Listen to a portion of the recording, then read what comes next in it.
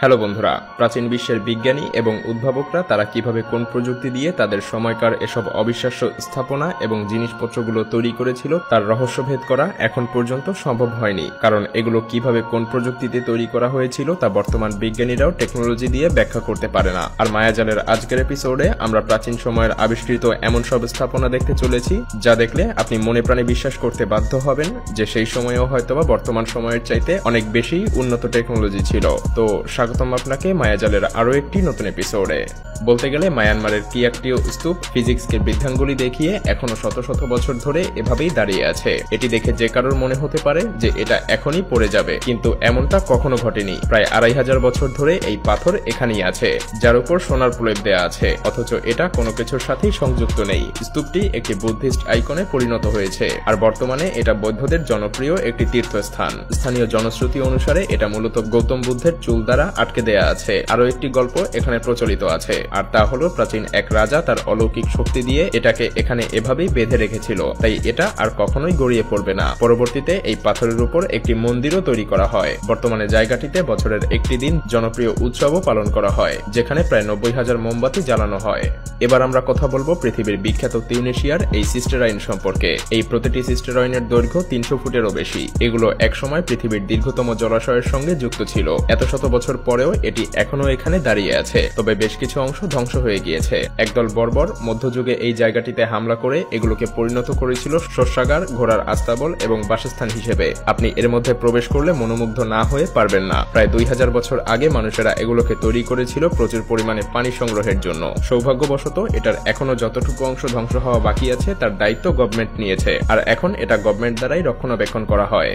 একবার কল্পনা করুন, কোনো চার্চ তৈরি করতে যদি পাথরের তলদেশ থেকে গর্ত খোদাই করতে করতে এটা সম্পূর্ণ করা হয়, তাহলে কতটা পরিশ্রম করতে হবে এবং এর জন্য কতটা জনবল প্রয়োজন হবে। কিন্তু অবিশ্বাস্যভাবে ইথিওপিয়ার লা লেবেলা চার্চ এভাবেই তৈরি করা হয়েছে। আপনি এমন চার্চ পৃথিবীর আর কোথাও দেখতে পাবেন না। পাথরের তৈরি এখানে বেশ কয়েকটি চার্চ রয়েছে, আর সবগুলোই একই পদ্ধতিতে তৈরি করা হয়েছিল।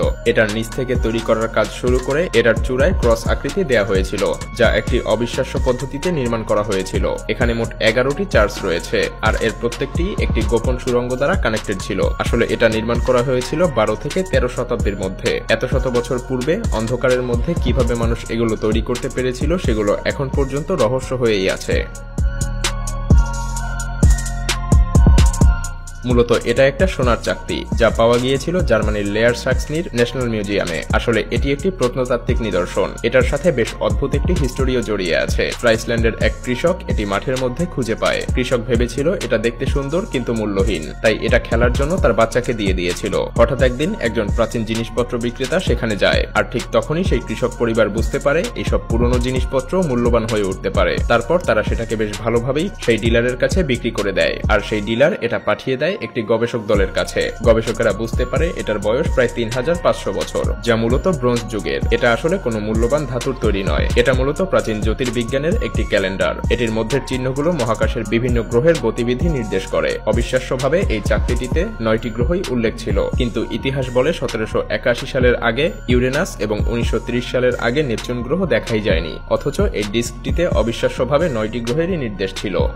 প্রাচীন রোমানদের শক্তিশালী এই জলাধার এবং পাইপ সিস্টেমগুলোর কথা না বললেই নয়। বর্তমান তুরস্কে অবস্থিত এই স্থাপনাটি তৈরি করা হয়েছিল রোমান যুগে, যদিও এটা নিয়ে অনেক বিতর্ক রয়েছে। এটাকে বলা হয় পাতারা পাইপ। কেউ মনে করে রোমানরা এখান থেকে চলে যাওয়ার পরে এটা নির্মাণ করা হয়েছে, আবার কেউ কেউ মনে করে রোমানরা এটা তৈরি করে তাদের কাছে একটি কলোনি তৈরি করেছিল। রোমানদের দ্বারা তৈরিকৃত অন্য কোনো পাইপ সিস্টেমের সাথে এই পাইপগুলোর কোনো মিল নেই। তবে 1993 সালে এখানে রোমানদের দ্বারা তৈরিকৃত একটি পিলার পাওয়া গিয়েছিল, আর সেই পিলারের ওপর অনেক ক্রিয়াকলাপের বিবরণ পাওয়া যায়। আসলে এটা তৈরি করার মূল উদ্দেশ্য ছিল কয়েকটি শহরকে একসঙ্গে সংযুক্ত করা। একবার কল্পনা করুন তো, এত উচ্চ বিল্ডিং সম্মিলিত আধুনিক একটি শহরের মধ্যে কি আদৌ প্রাচীন কোনো নিদর্শন থাকা সম্ভব? হ্যাঁ, আছে। এই দেখুন, চীনের এই বাউচো প্যাগোডা কেন কিভাবে তৈরি করা হয়েছে তা আজও অজানা। এর কারণ হলো এত উঁচু একটা প্যাগোডার শীর্ষে ওঠার জন্য আপনি কোনো রকম সিঁড়ি খুঁজে পাবেন না। তাহলে অবশ্যই আপনার মনে প্রশ্ন আসছে যে মানুষ সেই সময় এটার চূড়ায় কিভাবে উঠত। আসলে এই প্রশ্নের উত্তরই সবার অজানা। তাছাড়া অন্য কোনোভাবে এই চূড়ায় ওঠাও সম্ভব নয়। তাই আজও কোটি কোটি মানুষের মনে এই একই প্রশ্ন যে এটা কিভাবে তৈরি করা হয়েছিল। জানি না বিজ্ঞান এর উত্তর কোনোদিন খুঁজে পাবে কিনা। এবার আমরা ভারতে চলে এসেছি। আপনারা যে অসংখ্য এলোমেলোভাবে বিস্তৃত গুহা দেখতে পাচ্ছেন, এটি মূলত একটি বৌদ্ধ মন্দিরের অংশ। এটা অজানা এক টেকনোলজিতে প্রায় 2000 বছর আগে তৈরি করা হয়েছিল। একবার কল্পনা করুন, মাত্র একটি পাথর কেটে প্রায় 2000 বছর পূর্বে কিভাবে এমন একটা মন্দির তৈরি করা সম্ভব। আসলে এখানকার কোনো কিছু দেখেই তৈরি করার কৌশল সম্পর্কে তেমন কিছুই জানা যায়নি। এটা তৈরির শুরু থেকে এখন পর্যন্ত এখানে অসংখ্য মানুষ এটার উপাসনা করতে আসে। এখানে একটিমাত্র পাণ্ডুলিপি ছিল, যার অর্থ ছিল আনন্দ সেতুর পুত্র পুসিয়ানাকা, যেটা তেমন কোনো অর্থ বহন করে না। তবে এটা তৈরির কৌশল এখন পর্যন্ত রহস্য হয়ে আছে।